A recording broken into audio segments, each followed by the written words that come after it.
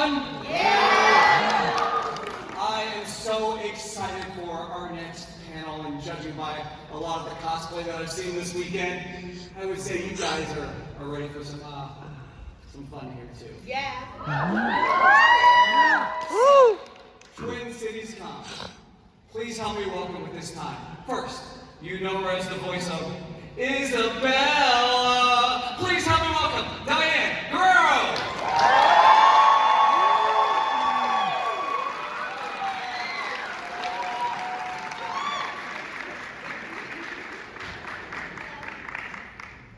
And Minneapolis, make some noise. You know? Just like that! For the voice of Louisa, please help me welcome Jess Darrow!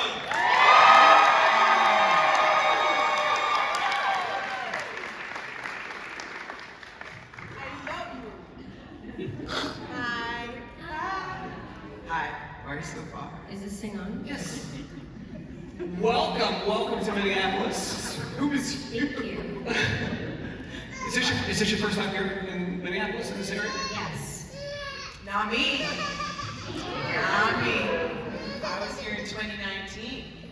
Some of you.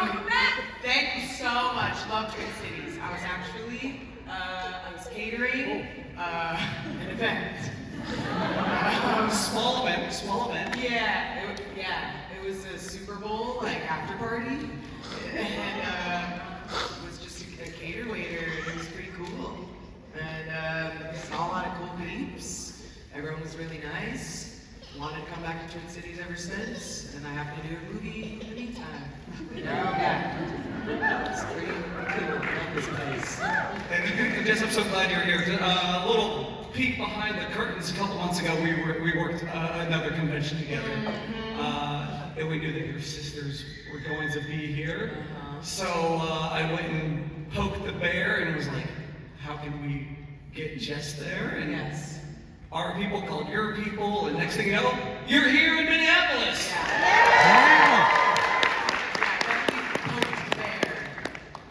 Interesting, I know, right? Thinking about that now. Okay, so it's like a thing. There are bears in Minnesota. Yeah. Northern Minnesota. Okay, y'all know there's different types of bears. Amazing. So, prior to this, were you Disney fans growing up? Yes. Huge. Yeah. What were some of your favorite movies, some of your favorite characters? All of them. Oh, yeah. Pete's Dragon. Yeah. Knobs and broomsticks. Yeah. I was born in the 50s. We're just going to talk about Pete's Dragon is legitimately like my favorite movie. Oh yeah. It's Me, I'm like a goofy movie, Hercules. Yeah. I love a little grungy 90s. I love Megra. I love Max. These are two Christians. You know? And you're like, what? Animated characters? I love the hybrid dog people. Something about the movie franchise really gets me. So good. You picked movies with a lot of great songs in them, and did that. So, when did you start getting into acting, and was theater a part of that to go along, with singing, blending with acting? Okay, sorry. Well, I always really loved like performing, as a kid, and it really did start with Disney movies, and I'd watch them, and I was so impressed by them, by the musicality and just how it made me feel, and I was able to sort of imitate and like learn the songs, and so I would then perform for my family, and then my family saw that I liked it, and then I would join stuff in school and things like that. But it was always something that I really felt comfortable in and really found a lot of joy in. Yeah, I feel like we always talk about how much we are obsessed with like Candor and Ebb musicals growing up, and Bernadette Peters. It's something Dan and I have in common. We were both just always 40-year-old women at heart. Yeah, so something like that. Yeah. Is that all there is? Is that all there is? just always, that's always our vibe at karaoke too. So ever since I was, I can remember, gosh, well, I feel like when I probably played Captain Hook in Peter Pan in the 7th grade, that was when I was like, wow, I have to do this forever. I also like crafted this whole like backstory with him. I was like, well, why is he so evil? Like I have to make him an empathetic character, you know? What's the motive? And I was like, wow, I should have just known I was gay then. I was just really getting into detail. And I created this backstory that he had like unrequited love. And it was like, why did Peter Pan get to like just be a kid forever and, you know, live the life he wants, but Captain Hook never gets to love the kind of person he loves, and that he had a secret crush on Smee. I was writing fan fiction before I even knew what I was doing. I was doing, you know, these daily storylines. He had a crush on Smee. Well, my Captain Hook had a crush on Smee. You don't think he had a crush on Peter Pan? This is getting severe. Alright. Yeah. So love to act ever since I was little. Yeah, both of us. One thing about Encanto, and you know, as a 40-year-old white guy, I can't relate because everything is about, you know, I look at a TV, I look at a movie, I look at a TV show, and everybody looks like me. So the thing about Encanto is that representation and how not everybody, you know, even in the same family, looked the same, and how there was different representation. How important was that to you? It was really important. I mean, clearly it was really important to everyone else too. So finally, you know. Well, also, what was mostly important to me was that I got to be sisters with Diane. That was a joke, but not really, but it's not. I mean, yeah, there's the fact that the film came out of the pandemic, I think is very telling of like the tone and how everyone felt around it. No one was really expecting to see something that depicted families like so specifically. And everyone can see themselves within the family, which is why I think it's so special. And also, you know, greatest Disney villain of all time, generational trauma. Yeah, bro. There's different kinds of families and there's other kinds of communities out there, and like in Colombia and in South America and Latin American countries, people all live together. Literally live together. And everybody. This is what you do. And everybody helps each other out, and that is just like a just something that we ought to see. We should see all kinds of people represented in different kinds of ways of living. So I was really excited to see that, and I'm from Colombia, so to see, you know, some of my customs represented in the film and being a part of that was really, really special for me, especially to like just to see the attention to detail and heart that went into this film. And you know, I really love coming to cons because I get to see all different kinds of people from all different kinds of, you know, walks of life tell me how special this film was for them. And I feel the same way. It's just such a beautiful connection, you know.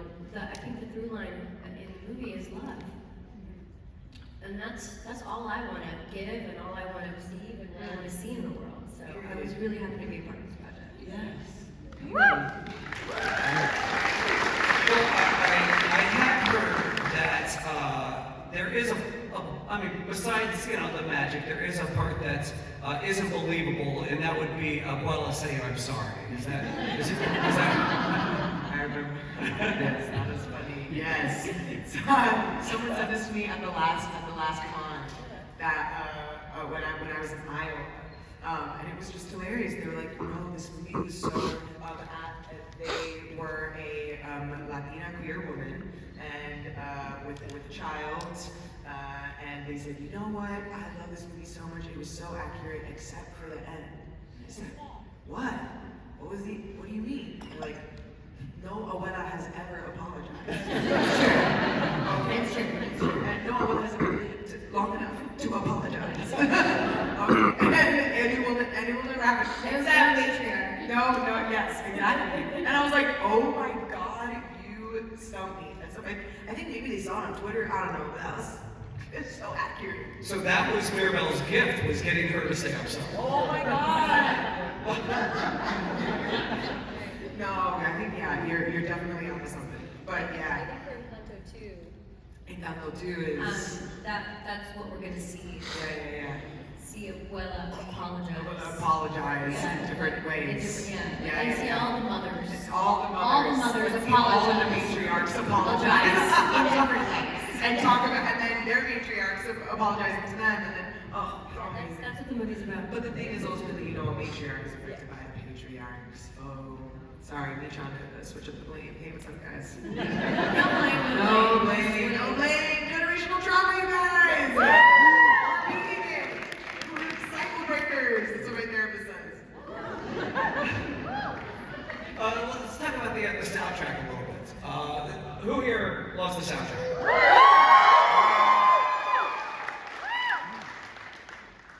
Were you more nervous or excited to be singing in this film? Excited. Nervous. Excited. Oh. Yeah. Freaking Lin-Manuel Miranda. I was like, what the hell? Yeah, what was it like working with Lin-Manuel Miranda? Excited. Nervous. Excited. He's really great. He's awesome. And he's just like a genius. And, exactly. Yeah. Genius. Little twins. Yes, I know. I saw you guys yesterday. Yeah. We need to have children together. We are not the sisters. But, this is a different kind of family. Different. Oh my god. There are different kinds of families.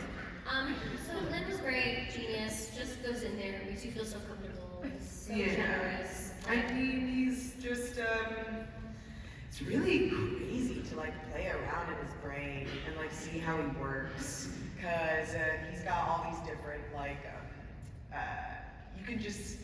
you sort of see the like map he's trying to put together when you're working, and he feels like such a valuable asset when you're like taking the direction and you're like, okay, yes. Except for me, my direction was like, please stop trying to sound like that.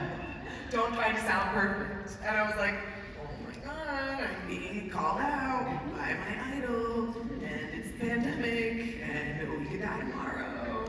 This is honestly iconic.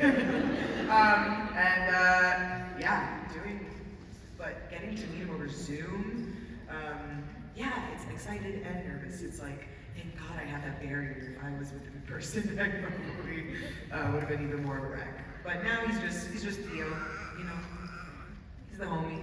It's pretty amazing. Did you expect Surface Pressure to blow up as it did? No, I didn't.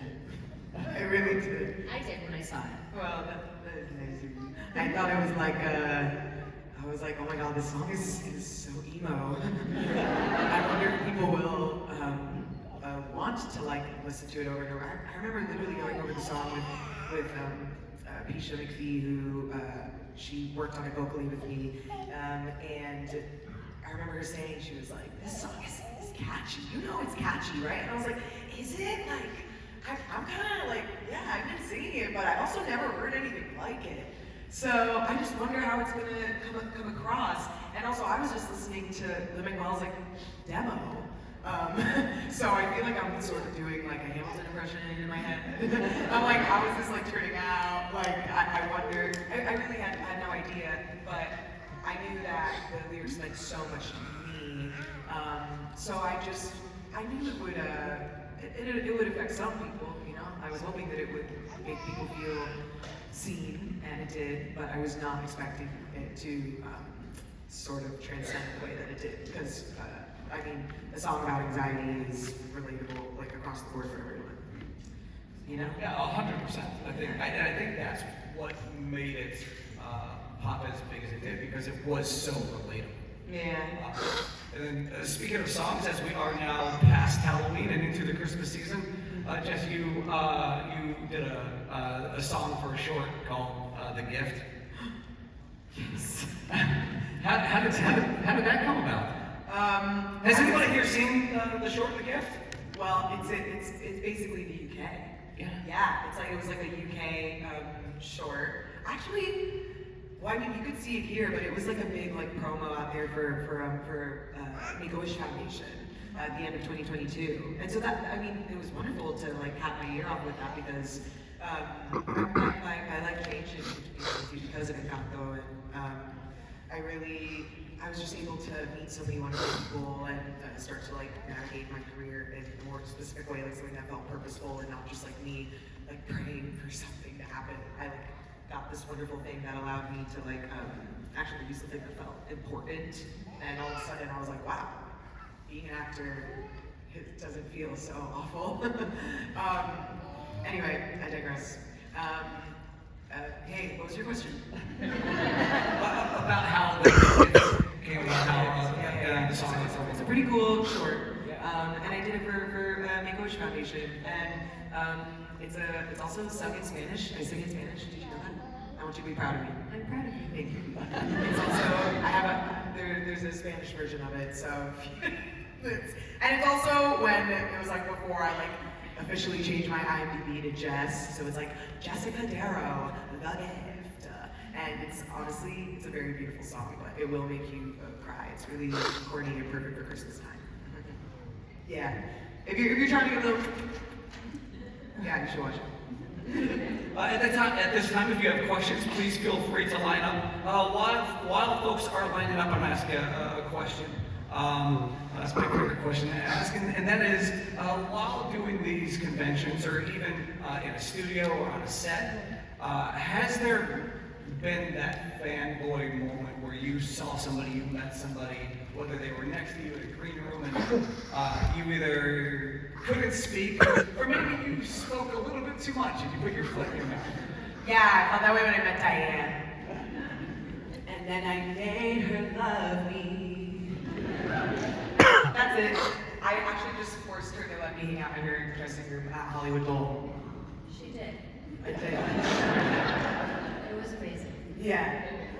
But like, the thing that you don't know about me is that I desperately want to be friends with you. I desperately want to be friends with you. I'm a very shy person. I normally don't like initiate. It's my trauma. I'm breaking it. No, yes, cycle breaker. You're just a cancer. I'm a cancer. Yeah. Yeah. Oh, Very love emotional. cancers. Anyway. First question? Hello. Hi, I'm Tiffany. Love you both. So my question's for Diane. It's about Doom Patrol. I wanted to know where you wanted Jane and Casey to go in like exploring Kaleidoscope. Oh my god, yeah.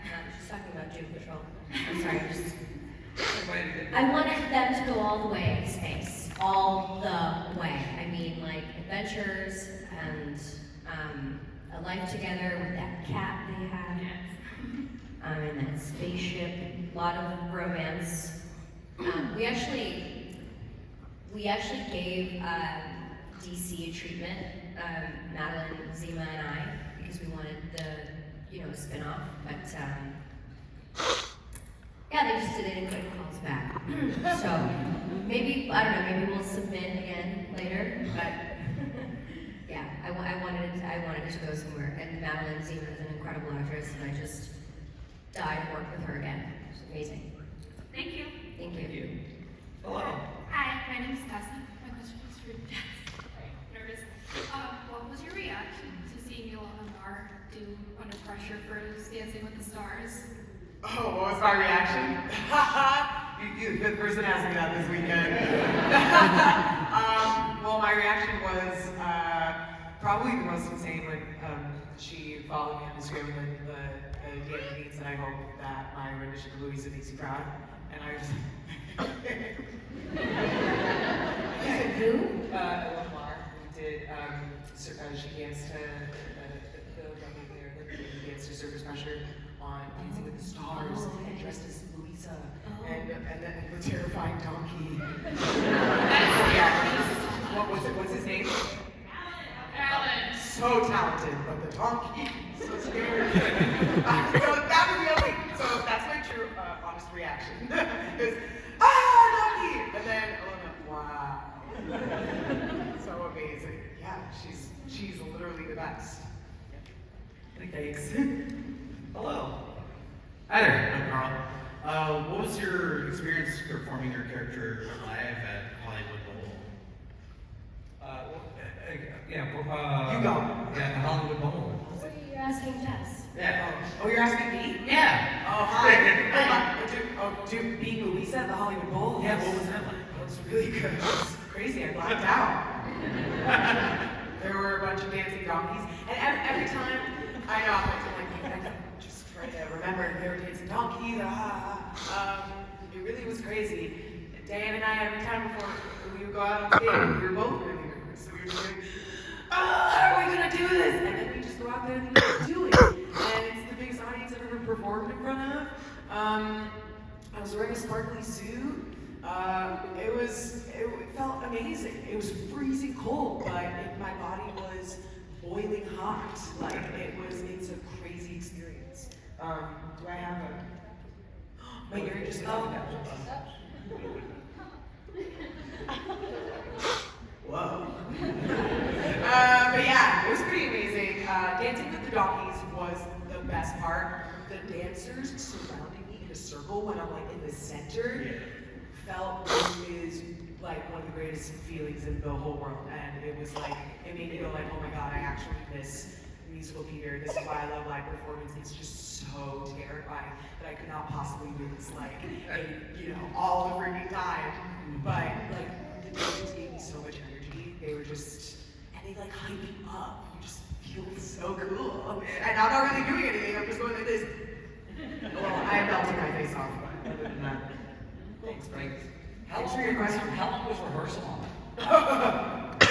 2 days. What rehearsal? Yeah, 2 days. The dancers had a bunch of time to rehearse this one. I mean, it was their bag, like that was their thing. And it was clear, they were amazing. But yeah, we literally had like 2-3 days. Hello. Hey, I'm Austin. I'm just asking Jess to do her favorite Louisa line. My favorite Louisa line? Well, my favorite line from the song is, was Hercules ever like, yo, I don't wanna fight Cerberus? And then, everyone bet money $5, just kidding. That's my new bit. I don't know if it's working. Thank you so much. My favorite line, I really like saying, I'm a loser! It's so fun. I literally said like a series of it in the booth. Jared and Byron were like, you just give us like a bunch of self-deprecated, like, crying. I was like, So anytime I get to do stuff like that, where my face looks like that, it usually feels the best internally as well. Thanks. Hello. Same. My question is, what's your favorite color? She's asking you, I think. Green. Yeah, what did you think? I don't know. Like pink or something. I like pink too, but I like green and pink. Love green and pink. Wicked. Can't wait. My favorite color is red. Thank you. What is your favorite color? Wait, what's yours? Yeah, what's your favorite color? Purple. Purple. Oh, both of the sisters' dress is purple. Thank you. Thank you. Hello. Oh my God, the babies. When will Mirabelle get her gift? She has us. Her Your gift is, I thought you were going to say, our gift is us. Sing it, were you harmonized? Yeah, but too late. Anyway, she got her gift. Yeah. Hey! It's us, family. It's a family.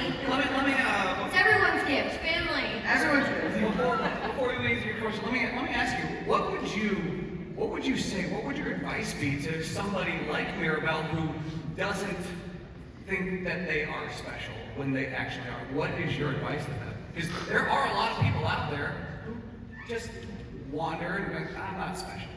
What is your advice to them? Oh my gosh. I would just encourage them to stay present. And the more you stay still, the more you can realize that you are a part of something way bigger than you. And that everything around you, you can find special. And therefore, why wouldn't you find yourself special? Oh, yes. Beautifully said. I second that. I think it's a very interesting time right now. I think a lot of us are meant to just get a little quiet and observe what's going on and see how we can find our special connection to how we can make this world a better place. Because that's like the ultimate meaning of like what's special is when you feel connected to nature and humanity. You know.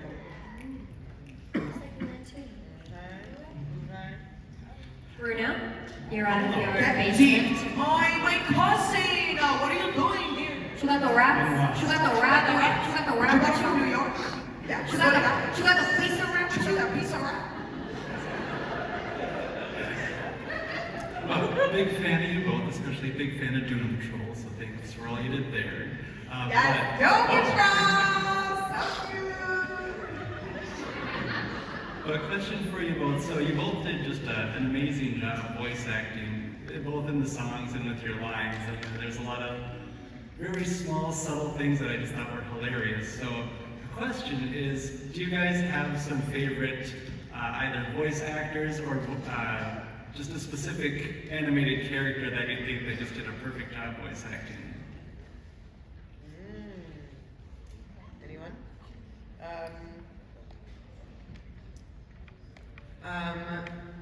Yes. I actually met, I want to make sure that I have his last name right. Because I literally met him and I'm obsessed with him. I'm like looking at my contacts because I just got his number at the last con. It's the voice of, Marty Grabstein, the voice of Courage the Cowardly Dog, who I met for the first time. Just a legend, absolute legend.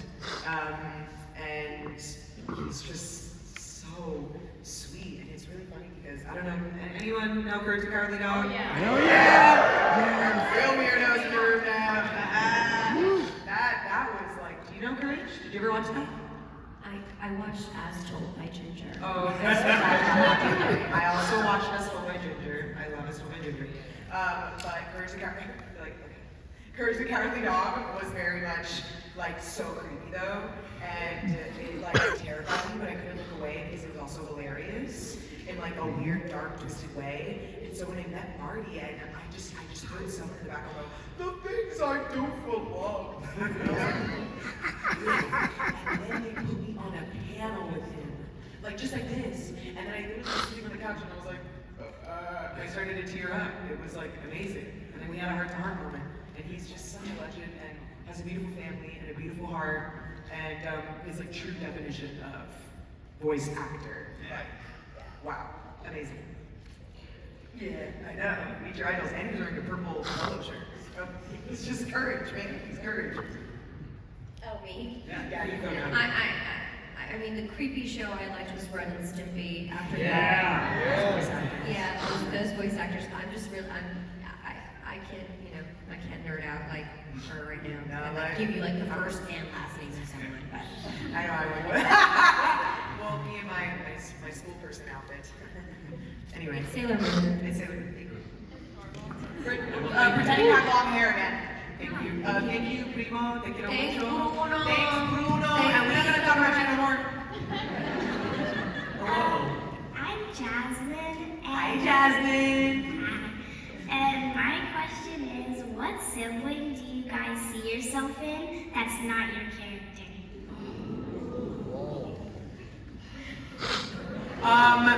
Okay, well, I see myself in Tia Pepa, who's anxiety, whose mood controls the weather. I don't know if anyone knows Howl's Moving Castle as well, my little Studio Ghibli fans, okay?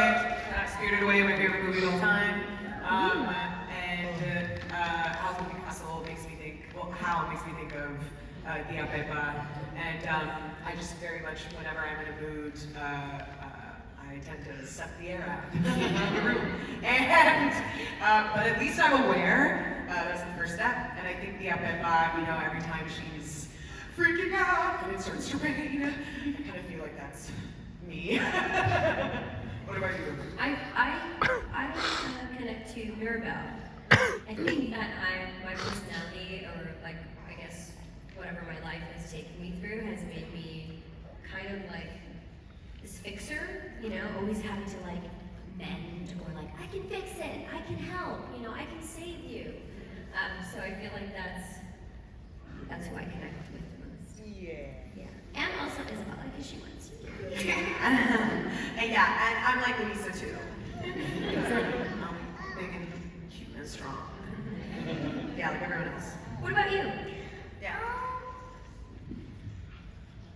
You asked a really good question.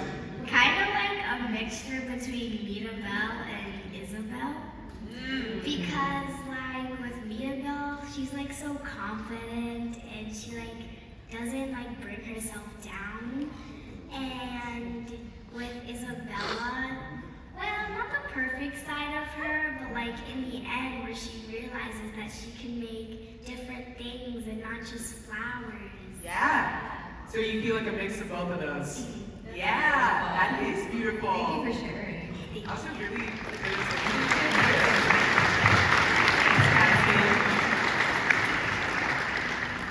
Hello. Hi, my name is Carissa, and my question is for Diana.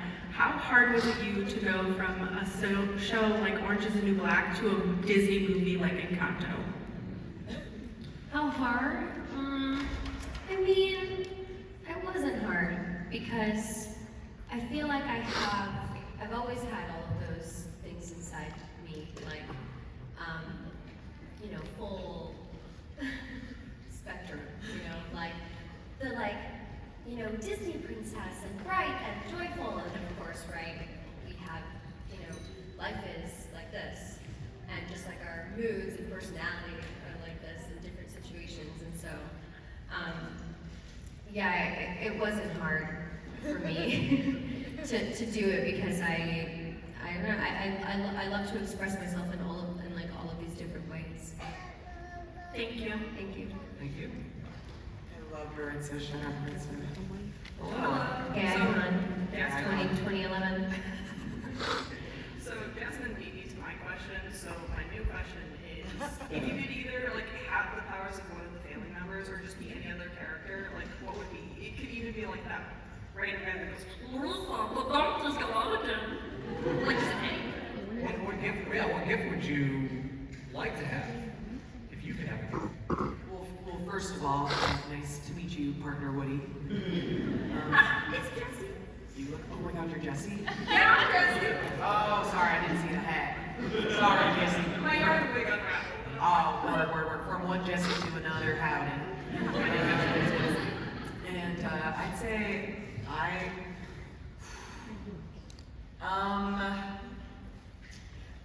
I think I want to talk to animals, but then I'm really scared of what my cat's gonna say to me. I get so careful of saying it because I'm always ready for him to for me to actually understand what he's saying. Like any second, I feel like he's going to just start speaking English because of the way that we talk to one another. I'm just like, dude, just say what you want to say. And he's just like, and every time I'm singing and I'm practicing, he hates it. He doesn't like what I sing. I think because I raised, Apple doesn't fall very far from the tree, and he just wants all the attention on him. And, But he doesn't mind when I sing. No, it's true. I think he likes the different range. Yeah. Some people enjoy my low voice. My child, my cat, does not. I think it's the low voice trying to be high. I don't know. I'm like, and he's like, ow! Anyway, yeah, talking to animals, by God. Giles, please don't tell me something crazy. That's my cat's name. What about you? Well, I think I'd like to hear, like Dolores. No, I it's would- too much. No, it's not too much. I want to hear all of it. Yeah, it's too I'm so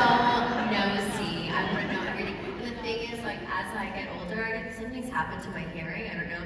Maybe I have to go to the doctor. Maybe it's wax The ability buildup. to hear. But I can't. Like right now, like you asked the question, I was like, I can't really hear. Well, I can't really see that. I think it's just the sound No, system. well, fine, but I mean, it's normal. It's like in every other situation. Anyway, I want to hear better. Yeah. I'm just a loud person, so I didn't want to get too close. So I'm like, Oh no, that's good. No, that was awesome. No, you I can hear my voice coming back at me, and I'm like, oh, that's loud. That's loud. Okay. What? Are you a voice actor? No, but I like to make weird noises all the time. Well, I mean, if it's something that interests you, That's how I started with us. You like to make weird voices. yeah. I'm having the donkey guy who's like, Melissa, the turtles got all of them. I would quote it like 5 times. It gets better every time you do it. I will thank you. Thanks, Josie.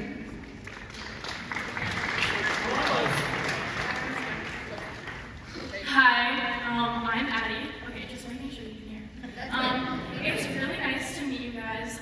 My favorite character from Being the Virgin, and then my celebrity crush. Mine too. My question for you guys is, what kind of opportunities will be like your next goal? Man, you know what? We're doing a lot of like self-growth and self-healing and working on myself these last 2 years.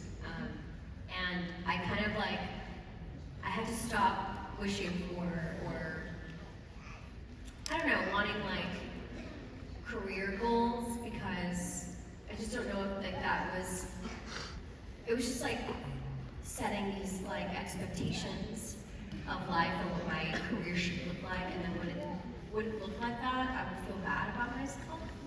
And so now I think I'm just focusing on like self-improvement and making myself like the most comfortable with who I am and the most comfortable with the way things are, so that when that opportunity comes, when something really exciting comes along, I'm ready to take that, step, and I'm ready to accept whatever challenges are in front of me, whatever outcome.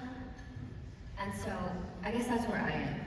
Yeah, well, I feel like we were talking about this. It's like setting career goals and trying to have like expectations. At this point, being an artist within the confines of capitalism is just, I don't know what it is. And we don't even know what it looks like. What does it actually look like? So I feel like we were talking about this where it's like when you are good and when you make yourself a priority and you've got like goals for like inner work, the other stuff sort of like begets itself. It comes, the more you open yourself up and like truly have to be okay with like sitting with yourself when you're not like working and doing glamorous stuff, and it's not always glamorous actually. The majority of it isn't. That's usually like 15 seconds of it. No, every time I go to one of those events, I end up crying at the end of the night. Always crying. Always crying at the end of the night. Like, this wasn't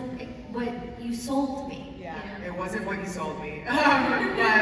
but it's something that I also am so grateful to discover in Diane, is that she's just such a grounded human person, and I like my celebrity crush too. So like I was like, oh my god, there's no other way to get through this unless you are a human being who works on themselves. So in terms of goals, I think I can speak for both of us when I'm saying we're focusing on like how to even like make our own stuff too. Yeah, exactly. Because we can't like Yeah, like you can't wait around. creating is a goal. Yeah, it is a goal, and continuing to stay curious. You have to. And like every, I don't know. I think I mean we want to We could continue. talk forever. We want to continue working and acting and singing. Yes, please hire us. Seriously. All of this stuff, collaborating. Yeah. Yeah, but it's the world is so precarious. We've only got ourselves, love. And that's like strength to like let go. So that's like crazy. I'm so glad you guys are able to realize that. And it's hard work. It's hard work. Yeah, can we get an amen for self-improvement?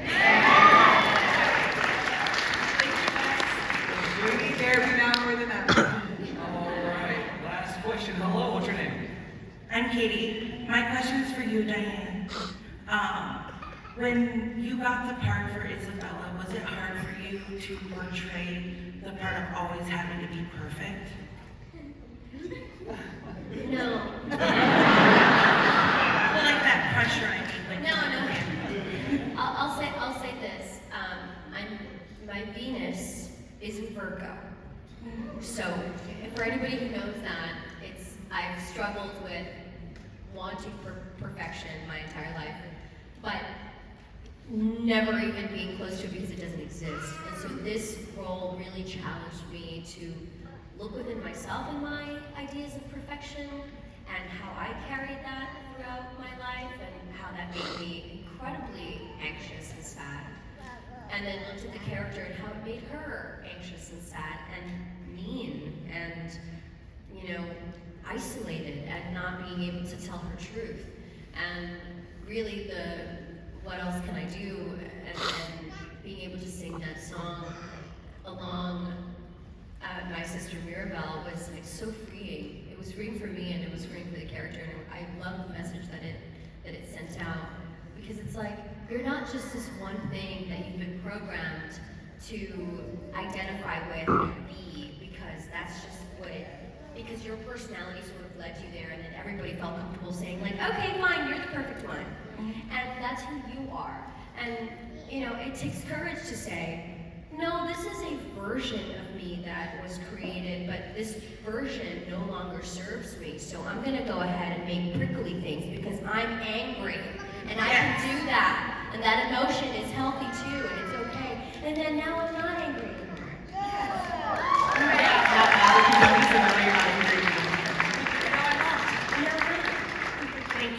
Thank you. And that is our time. Any last words for our great folks here in Twin Cities now? I miss you guys already. I love you. I love you guys. This is so much fun. What do you say? I just love that you're here. Yeah. Love that you guys are giving yourselves this moment to be amongst people that we love and in community and sharing things that we have in common and we like, and you're dressing up and you're feeling good. That's what it's all about, man. All I think about is community and these things. And I get time to spend with my sister and time to spend with people who actually have such visceral responses to the film. We get to talk about mutual stuff that we all love. Yeah. It's just, I really have enjoyed every one of you coming up and sharing your connection to this film and to the work that we do, and just even your personal stories. We want to hear that too, and that's why we come. And yeah, it's really beautiful. I don't know how many times I've cried on that booth with gifts that you guys sometimes give us, straws and the bracelets, and I've had paintings of somebody came up to my booth and gave me a painting of me and my dad. My dad passed. So it's just real love out there. I just really appreciate it. Sorry, I didn't want to get sad. Anyway, everybody have a great time. So please give it up for yourselves and one more time.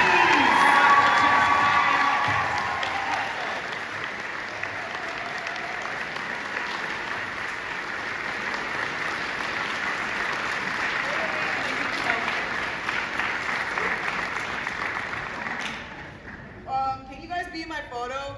Yeah.